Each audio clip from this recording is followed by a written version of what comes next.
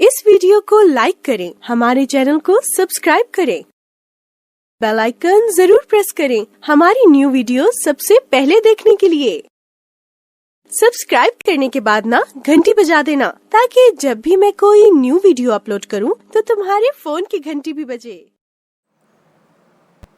जय हिंद, जय भारत, वंदे मातरम। सभी का स्वागत, अभिनंदन अपने YouTube चैनल पर। आज हम पढ़ रहे हैं राजस्थान का इतिहास एवं संस्कृति में राजस्थान का इतिहास एक परिचय। पहला अध्याय हम पढ़ रहे हैं।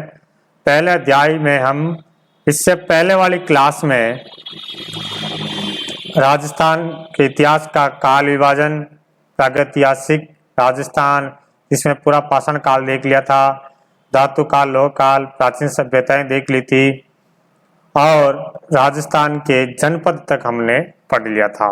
इस वाली क्लास में हम पढ़ेंगे राजपूतों की उत्पत्ति, राजपूतों के उत्पत्ति के बारे में क्या क्या महत्व है और कंपटीशन जो एग्जाम है उनमें किस प्रकार से प्रश्न आते हैं, जो इस क्लास में हम पढ़ने जा रहे हैं।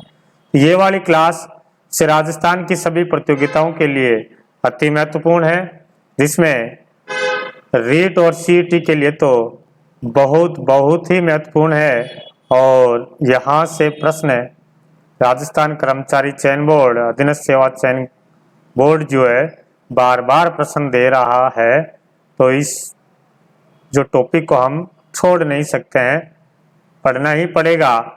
वैसे आपने पहले पढ़ रखा होगा तो भी आप इस तथ्य को एक बार जानिए। माध्यमिक शिक्षा बोर्ड की किताब में राजपूतों की उत्पत्ति के बारे में क्या क्या सिद्धांत दे रखे हैं, क्या क्या फैक्ट दे रखे हैं। चलिए बात करते हैं राजपूतों की उत्पत्ति। एक समय आया कि भारत में जो टाइम था, पीरियड था, जिसको पूरा का पूरा राजपूत युग कहा गया। तो फिर अलग अलग इतिहासों ने उसके बारे में जानकारी इकट्ठी करने लगे कि एक पूरा समय जो राजपूत काल या राजपूत युग है, तो ये राजपूतों का जो उत्पत्ति है वो कहाँ से हुई है और किस समय से ये शक्ति उजागर हुई है, इस तथ्य इसी टॉपिक में दे रखा है। चलो, राजपूतों की उत्पत्ति। इससे पहले हमने देखा था कि जनपद चला था, वैदिक काल के बाद में जनपद चला, फिर छोटे छोटे जनपद थे, फिर छोटे छोटे जनपदों से महाजनपद बने, महाजनपदों में आपस में संघर्ष शुरू हुआ और एक मगध साम्राज्य बहुत शक्तिशाली जनपद हुआ था, जो हमने पिछली वाली क्लासों में पढ़ लिया था। फिर उसके बाद में धीरे धीरे मगध में मौर्य आए थे, मौर्यों का भी पतन हुआ और एक समय आया था हर्षवर्धन थोड़ा सा पूरे भारत में शासन करने का प्रयास किया था, यहाँ तक कि जो है शक्तिशाली तक रहे थे। हर्षवर्धन की मृत्यु 647 ईस्वी के बाद, हर्षवर्धन की मृत्यु कब हो रही है? 647 ईस्वी के बाद भारत की राजनीतिक एकता जो गुप्तों के समय स्थापित हुई थी, पुनः समाप्त होने लगी थी। उत्तर भारत में अनेक छोटे छोटे राज्यों की स्थापना हुई। ये राज्य आपस में संघर्षरत थे। इन संघर्षों के परिणाम स्वरूप जो नए राजवंश उभरे वे थे राजपूत राजवंश। तो प्रश्न आ जाए कि किसकी मृत्यु के बाद में राजपूत वंश का उदय हुआ है, तो हम यूं कह सकते हैं जो मेन राजपूत शक्ति जो आरंभ हुई थी वो हर्षवर्धन की मृत्यु के बाद में आरंभ हो जाती है। इन नवीन राजवंशों का महत्व इसी तथ्य से पुष्टि है कि भारत का जो पूर्व मध्यकालीन इतिहास इन राजपूत राजवंशों का इतिहास ही है, इसलिए इस काल को राजपूत काल कहा जाता है। पूर्व जो मध्यकालीन इतिहास है, पूर्व मध्यकालीन भारत का जो पूर्व मध्यकालीन इतिहास को किस नाम से जाना जाता है? राजपूत काल के नाम से जाना जाता है। ठीक है। प्रसिद्ध इतिहासकार स्मिथ क्या लिख रहे हैं? स्मिथ साहब लिख रहे हैं कि वे यानी राजपूत हर्ष की मृत्यु के बाद से उत्तरी भारत पर मुसलमानों के आधिपत्य तक अपने प्रभावशाली हो गए थे। उत्तर भारत में हर्ष की मृत्यु के बाद से शुरू होते हैं जो मुसलमानों के आधिपत्य तक वो शक्तिशाली रहे हैं। यानी 7वीं शताब्दी के मध्य से 12वीं शताब्दी के समाप्ति तक के समय को राजपूत युग कहा जाता है। अब यहाँ से प्रश्न किस किस टाइप से पूछा जाएगा। एक प्रश्न तो हमारे से पूछा जाएगा कि राजपूत युग, किस समय को राजपूत युग कहा जाता है, तो हम बताएंगे 7वीं शताब्दी से 12वीं शताब्दी तक का जो समय है, यानी लगभग 500 वर्षों तक का जो ये समय रहता है, 500 वर्षों का समय, इसे हमें राजपूत युग कहा जाता है। ठीक है, शताब्दी याद रखेंगे, कहां से लेकर के कहां तक है, 7वीं शताब्दी के मध्य से लेकर के 12वीं शताब्दी तक।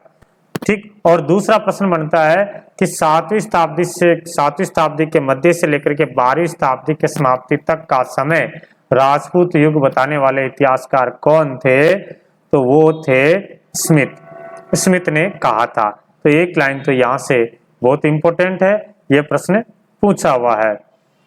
फिर बात करते हैं कि राजपूत कौन थे, राजपूत कौन थे। अब स्मिथ साहब कह रहे हैं कि भाई 7वीं शताब्दी के मध्य से आरंभ होता है, ये राजपूत यहीं से आए हैं, तो फिर कौन थे राजपूत, ये प्रश्न आज भी उलझा हुआ है। विद्वानों ने इस समय में अनेक मत प्रतिपादित किए हैं, किंतु कोई भी मत ऐसा नहीं है जो पूरी तरह से सर्वमान्य हो। ठीक है, अलग अलग इतिहासकार राजपूतों की उत्पत्ति के बारे में सब अलग अलग मत बताते हैं। डॉक्टर गौरीशंकर हीराचंद जी ओझा ने राजपूतों की उत्पत्ति के विषय में लिखा कि राजपूत शब्द का प्रयोग नया नहीं है। जैसे स्मिथ ने कहा कि ये 7वीं शताब्दी के मध्य से शुरू होता है और 12वीं शताब्दी तक ये चला था, यानी 7वीं शताब्दी के बाद में आया। हर्षवर्धन की मृत्यु के बाद में ये जो राजपूत शब्द का यूज करने लगे, राजपूत शक्ति आई है। तो गौरीशंकर हीराचंद जी ओझा कह रहा है कि कोई नया नाम नहीं आया है, प्राचीन काल के जो ग्रंथों में व्यापक रूप से इसका प्रयोग मिलता है। कई हर्षवर्धन से भी पहले ऐसे ग्रंथ हुए हैं जिनमें भी राजपूत शब्द का प्रयोग मिलता है। उन्होंने बताया कि चाणक्य का अर्थशास्त्र है, अर्थशास्त्र जो चाणक्य ने अर्थशास्त्र लिखा है, उसके अंदर भी राजपूत शब्द का प्रयोग किया था। ठीक है, कालिदास के नाटक, कालिदास ने जो नाटक लिखे हैं, बहुत सारे नाटक लिखे थे कालिदास ने, उसके अंदर भी, और बाण भट्ट के जो हर्षचरित्र और कादम्बरी, ठीक है, बाण भट्ट के हर्षचरित्र तथा कादम्बरी में भी राजपूत शब्द का प्रयोग किया गया है। तो ये गौरीशंकर हीराचंद जी ओझा कह रहे हैं कि आप लोग सब कह रहे हैं कि राजपूत नहीं शक्ति आई, नहीं शक्ति आई, अरे यहाँ नहीं शक्ति नहीं, प्राचीन समय में भी राजपूत शब्द का प्रयोग हो रखा है। चीनी यात्री हेनसांग चीनी यात्री आया था, किसके समय आया था, हर्षवर्धन के समय। जब ये भारत यात्रा पर आए थे तो राजाओं को आया था, तो राजाओं को ये क्षत्रिय, तो कहीं पर उन्होंने राजपूत शब्द का यूज किया, उन्होंने राजपूत शब्द लिखा था। ठीक है, तो हेनसांग भी राजपूत शब्द का प्रयोग किया है। डॉक्टर ओझा द्वारा सुझाया गया यह मत सर्वमान्य नहीं है। राजपूत शब्द का प्रयोग एक जाति के अर्थ में मुसलमानों के आगमन से पूर्व प्राप्त नहीं हुआ, यद्यपि शासक वर्ग यानी क्षत्रिय के लिए राजपूत शब्द का प्रयोग अवश्य किया जाता था। ठीक है, तो ओझा जी ने बताया था कि भी यह मत जो है सबका सर्वमान्य एक जगह तो नहीं है कि सभी इसी जाति के लिए, लेकिन ये बात बताया है कि मुसलमानों के आगमन से पूर्व जो क्षत्रिय जो है, क्षत्रियों के लिए राजपूत शब्द का अवश्य रूप से प्रयोग किया है। आगे की पंक्तियों में हम इन संबंधों में महत्वपूर्ण विद्वानों के मत का अध्ययन करेंगे, उनके मत व उस पर अन्य विद्वानों की टिप्पणी को भी हम देखते हैं। चलो, तो इससे पहले वाले में तो हम देखना है एक तो कि भाई राजपूत जो है किस समय को राजपूत युग कहा जाता है। तो आपको ध्यान रखना, राजपूत युग 7वीं शताब्दी के मध्य से लेकर के 12वीं शताब्दी के लिए ये इम्पोर्टेंट है। किसने बताया है, तो स्मिथ ने बताया है। उसके अलावा फिर आप ये किताबों का नाम भी ध्यान रखना, चाणक्य जी का अर्थशास्त्र है और बाण भट्ट के हर्षचरित्र कादम्बरी, यहाँ से भी प्रश्न आ सकते हैं। चीनी यात्री किसके समय, चीनी यात्री हेमसांग किसके समय आया था, तो हर्षवर्धन के समय आया था। ये किताब भी है सीयू की, ठीक है। चलो अब हम बात करते हैं, सबसे पहले बात करते हैं वैदिक आर्यों की संतान। राजपूतों को किस किस विद्वानों ने वैदिक आर्यों की संतान बताई है, यह मत अपन देखने वाले हैं। तो इसको बताने वाले थे डॉक्टर गौरी शंकर हीराचंद ओझा और सीवी वैद्य। डॉक्टर गौरी शंकर हीराचंद ओझा और सीवी वैद्य राजपूतों को भारतीय आर्यों के क्षेत्रीय वर्ण यानी राजन्य वर्ग की संतानें बताया है। तो उन्होंने बताया कि वैदिक काल में जो आर्य आए थे, आर्य जो फिर राजा बने थे, राजन्य वर्ग थे, उन्हीं की ये संतान है, ठीक है। तो वैदिक आर्यों की संतान बताने वाले इतिहासकार हमारे कौन कौन हो गए हैं, गौरी शंकर हीराचंद जी ओझा है और सीवी वैद्य है। उन्होंने बताया है कि राजपूत भारतीय क्षत्रियों की तरह, राजपूत जो है आर्य होते भारतीय क्षत्रिय, जैसे वो घोड़े रखते थे, अश्व रखते थे और अस्त्रों की पूजा करते थे, प्राचीन आर्यों की भांति जो यज्ञ बलि में इनका विश्वास रहा था। तो वैदिक आर्य भी घोड़े रखते थे और अस्त्र उनकी पूजा करते थे और यज्ञ में बलि में इसमें विश्वास करते थे। उसी प्रकार से राजपूत भी घोड़े और अस्त्रों की पूजा करते हैं, यज्ञ और बलि में विश्वास करते हैं। ये आर्यों की भांति सुडौल शारीरिक गठन है इनका, लंबी नाक है, लंबे सिर से यह प्रमाणित होता है कि राजपूत जो आर्यों की संतान है, ठीक है। तो पहला मत हमने देखा है वैदिक आर्यों की संतान, जिसमें कौन कौन है, गौरी शंकर हीराचंद ओझा, सीवी वैद्य, और किस किस आधार पर उन्होंने बताया जो आप दिमाग में रख सकते हैं कि उन्होंने कहा कि जिस प्रकार वैदिक आर्य जो क्षत्रिय थे वो घोड़े रखते थे, अस्त्र शस्त्र की पूजा करते थे और यज्ञ और बलि में विश्वास करते थे, वैसे राजपूत भी इसी प्रकार से घोड़े अस्त्रों की पूजा करते हैं, यज्ञ और बलि में विश्वास करते हैं। जिस प्रकार से आर्यों का शरीर सुडौल और शारीरिक गठन, लंबी नाक थी और लंबे सिर था, राजपूतों का शरीर भी उसी प्रकार से है। तो इनको वैदिक आर्यों की संतानें बताया है। फिर आगे एक मत आता है अग्निकुंड से उत्पन्न, अग्निकुंड से उत्पन्न में चंद्रवरदाई जी की बात करें। अग्निकुंड से उत्पन्न में हम बात करें चंद्रवरदाई जी की। चंद्रवरदाई जी की बात करें तो चंद्रवरदाई अजमेर के शासक पृथ्वीराज तृतीय के दरबारी कवि थे। चंद्रवरदाई पृथ्वीराज चौहान तृतीय के दरबारी कवि चंद्रवरदाई जी के सुप्रसिद्ध ग्रंथ, इनका ग्रंथ है पृथ्वीराज रासो। चंद्रवरदाई ने कौन सी किताब लिखी थी? पृथ्वीराज रासो में राजपूतों की उत्पत्ति अग्निकुंड से बताई है। राजपूतों की उत्पत्ति अग्निकुंड से बताई जा रही है। इसमें लिखा है कि आबू पर्वत पर निवास करने वाले, आबू पर्वत पर कई सारे संत निवास करते थे, जिसमें विश्वामित्र हो गए, गौतम हो गए, अगस्त्य, अन्य ऋषि और भी कई सारे ऋषि थे जो धार्मिक अनुष्ठान यहाँ पर करते थे, ठीक है।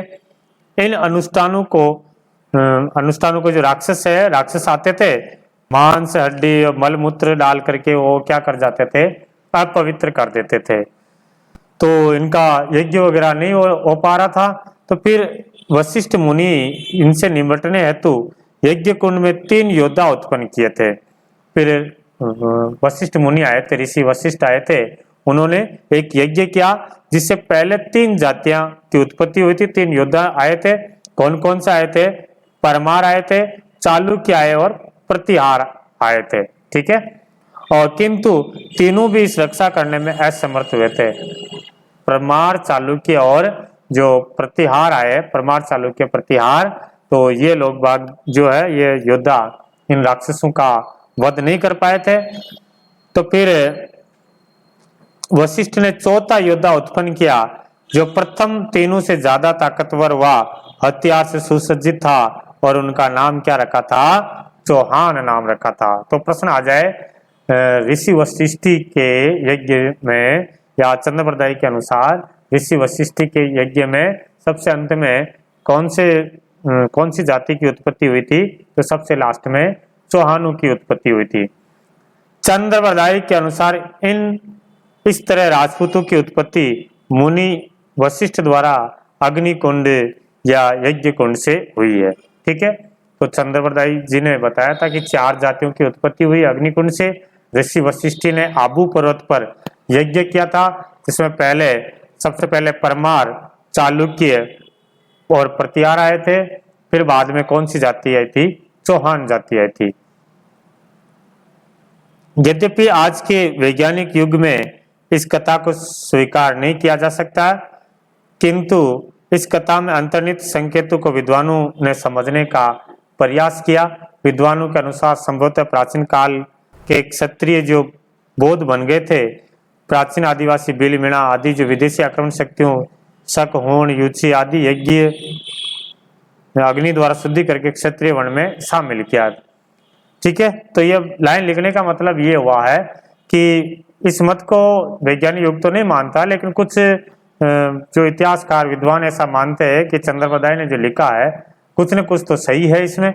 ऐसा भले ही अग्निकुंड से नहीं निकले हो, लेकिन कुछ जो जातियां है या जो अपने पुराने बाद में उन्होंने धर्म परिवर्तन कर लिया है, किसी कारण वजह से दूसरी जातियां वगैरह आई, दबाव की वजह से अपना धर्म बदल लिया है, तो फिर उनको वापस अग्निकुंड से या अग्नि से उनको शुद्ध किया गया है। इस हिसाब से चंद्रप्रदायी जी ने लिखा होगा। ये कथा इसी घटना की साहित्य प्रस्तुति हो।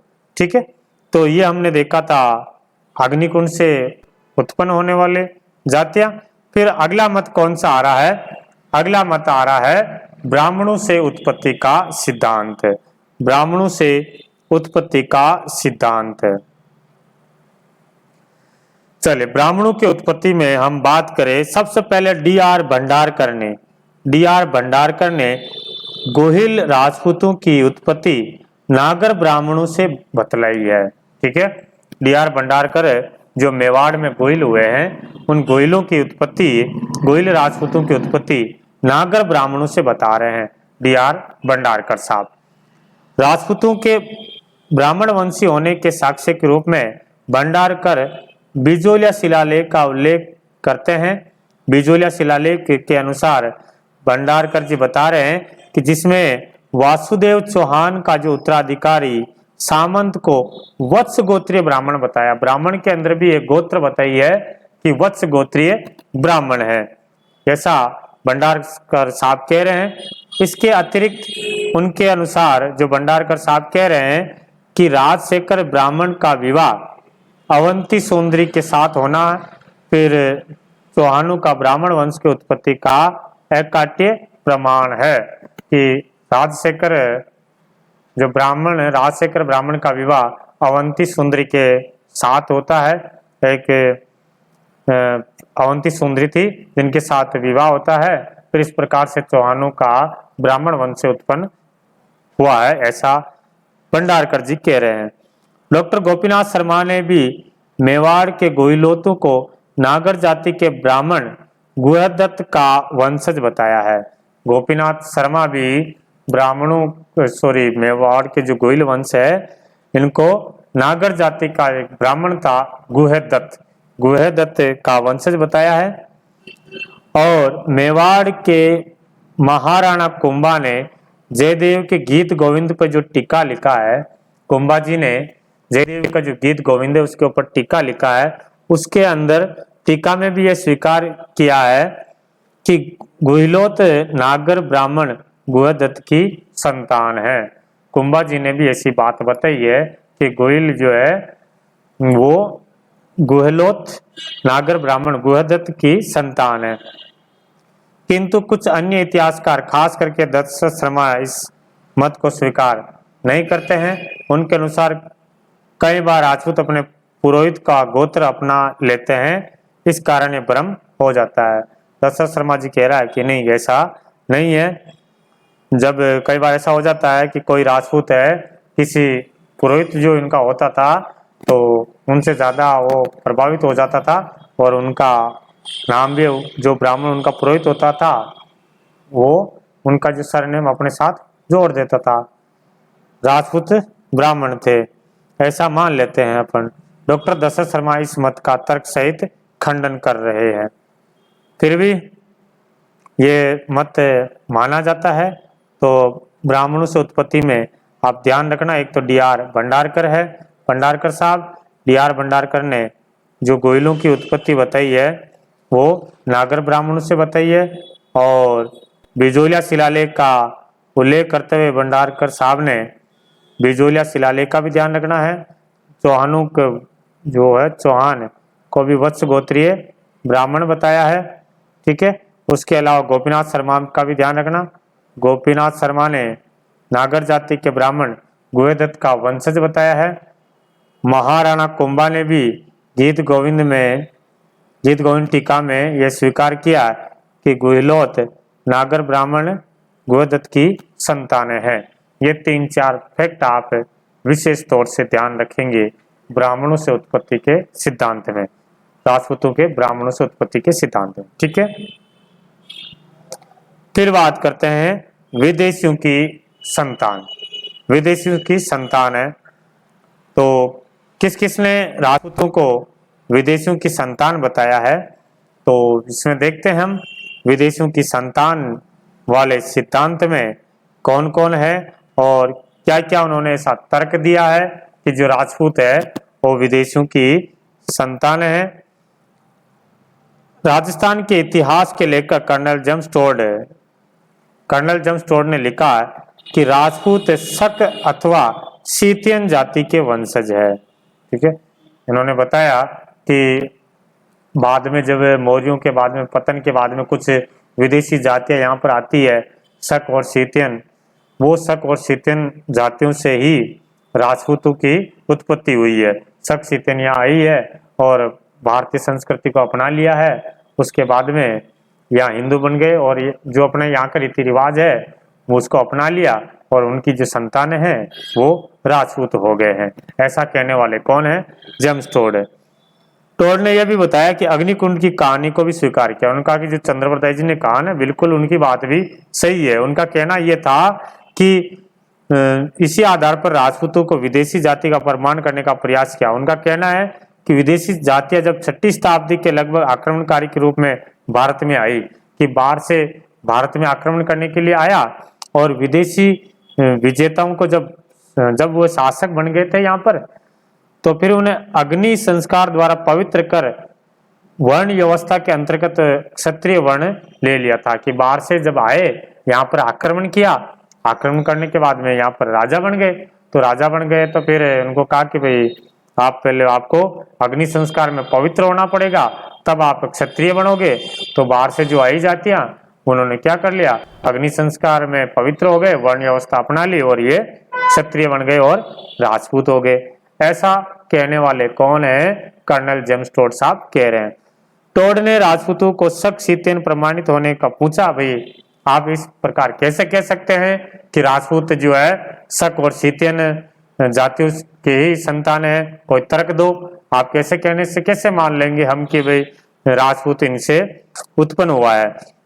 तब प्रमाण दे रहे हैं कि राजपूतों के जो रीति रिवाज है शक सीतियन और हुणों से मिलते हैं। जिस प्रकार से शक सीतियन राजपूत जो अश्व पूजा करते हैं, अश्वमेध यज्ञ करते हैं, अस्त्र पूजा, अस्त्र शिक्षा, अतः दोनों जातियों में कि शक सीतियन हुण जिस प्रकार से वो अश्वमेध यज्ञ करते आ रहे हैं, घोड़ों की पूजा कर रहे हैं, ठीक है, और अस्त्र शिक्षा लेते हैं, वो जैसी शिक्षा लेते थे ऐसे राजपूत ले रहे हैं। इसलिए मेरा तो मानना यही है कि ये लोग बागे शक और सीतियन की ही संतानें हैं। फिर इतिहासकार V.S. स्मिथ ने भी लिखा, V.S. स्मिथ ने लिखा कि राजपूत जाति 8वीं और 9वीं शताब्दी में अचानक प्रकट हो गई है। 8वीं 9वीं शताब्दी में अचानक प्रकट हो गई है। कौन कह रहे हैं? स्मिथ साहब कह रहे हैं। स्मिथ से पूछा V.S. स्मिथ से, अचानक प्रकट कैसे हुई, ये तो कोई रीजन तो बताओ कि आया कहां से आए। तो उन्होंने बताया कि उस समय 8वीं 9वीं शताब्दी में हुण आए थे, यहाँ पर हुण आए भारत पर आक्रमण करने के लिए और उनकी संतानें ही है राजपूत है, ठीक है। ऐसा अलग अलग आदमी ने बताया है, जेम्स टोड भी कह रहे हैं और वी स्मिथ भी कह रहे हैं। इन मतों को भी स्वीकार नहीं किया। भाई कर्नल जेम्स टोड को भी कहा नहीं जी कर्नल जेम्स टोड हम इस बात को स्वीकार नहीं करते हैं। पहली चीज तो प्रथम तो राजपूत स्वयं ने ही कभी विदेशी नहीं बताया है। जो राजपूत है वो खुद कहते हैं कि ऐसे कैसे कह सकते हो हमारे को विदेशी, हम विदेशी नहीं है, हमारी उत्पत्ति सूर्य और चंद्रमा से बताते हैं कि हम सूर्यवंशी और चंद्रवंशी है। दूसरी चीज, वो राजपूतों के रीति रिवाज की शक और शीतन की सभ्यता से स्थापित करना अनुचित है। कि कर्नल जेम्स टोड कह रहा है कि जो राजपूतों के रीति रिवाज है, जैसे शक शीतन जो आए उन अश्वमेघ यज्ञ करते हैं और घोड़ों की पूजा करते हैं, ऐसा तो शक शीतन तो बाद में आए। अरे उससे पहले हमारे वेदों को तो पढ़ लो, आप वेद नहीं पढ़े, वेदों के अंदर हमारे आर्य है, वेदों के अंदर भी ये बात लिखी हुई है कि वहां पर राजा अश्वमेघ यज्ञ करता था, घोड़ों की पूजा करता था। ये बात तो आपने गलत कह दीजिए।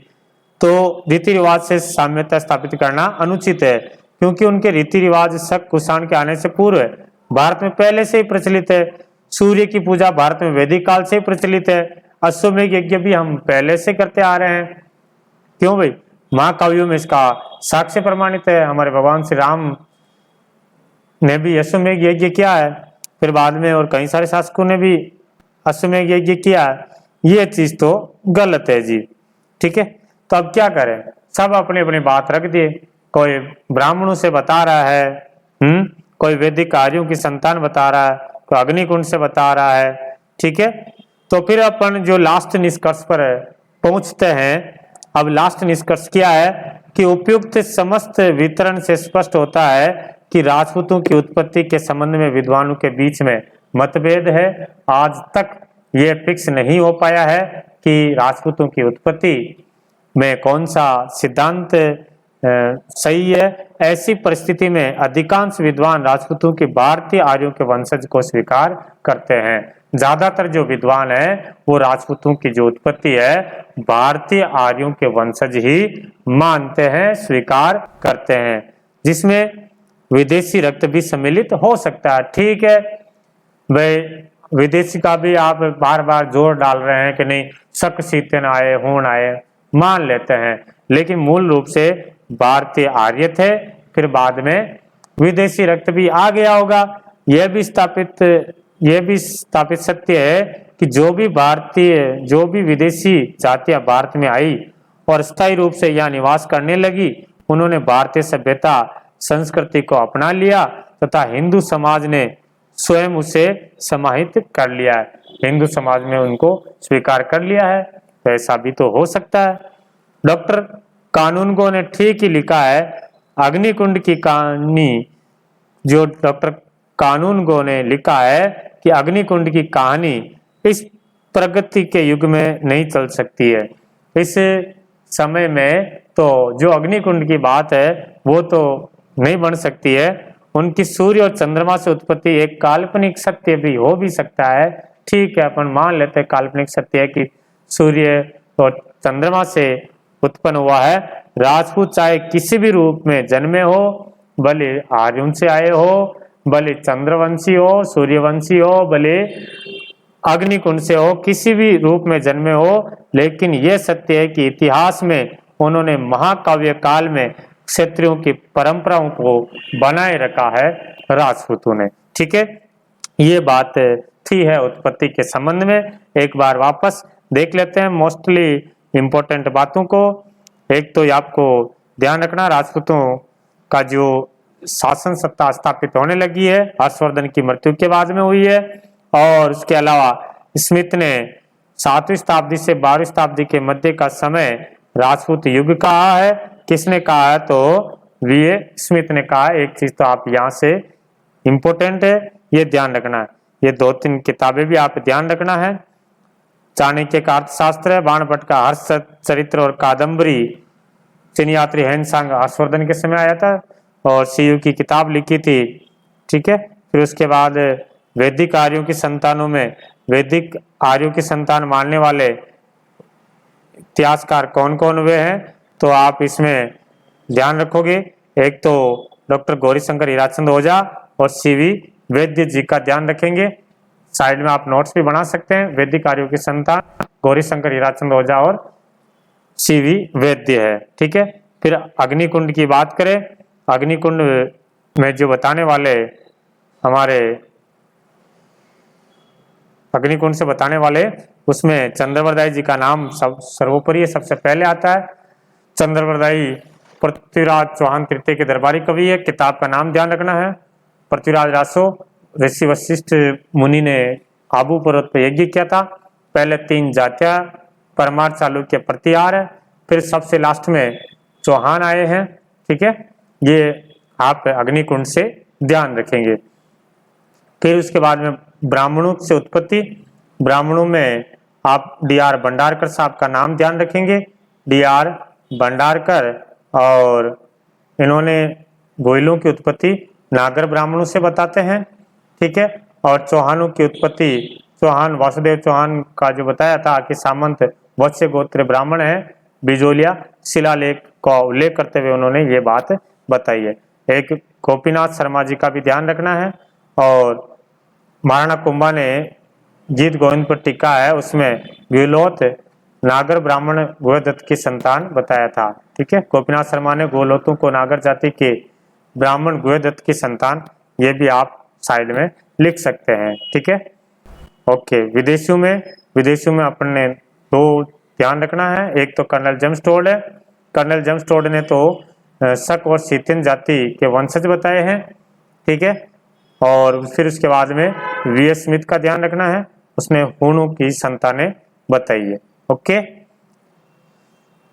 चलिए जी, ये था हमारा राजपूतों के उत्पत्ति के संबंध में प्रमुख सिद्धांत हमने पढ़ा था।